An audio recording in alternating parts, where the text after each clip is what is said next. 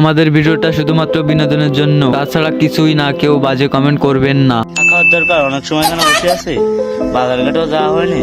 কেউ যদি চা নিয়ে আসতো তাহলে ভালো হতো। চা চা ওরে চিল্লাই কেন? এখানে চা বলে চেল্লাই। কে কানে কি কম শোনে নাকি? এতবার ডাকছি তাও কানে শোনে না। এই চা আলা ভাই, তোমাকে ডাকি না আমি? আমাকে ডাকতেছে? আবার কোন স্টাইলের ডাকা রে বাবা?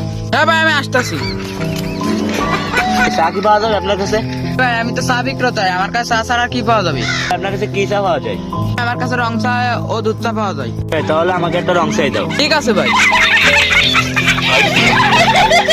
ভাই আপনার নামটা তো কি ভাই? চা দিতে আবার নাম শুনে কেন?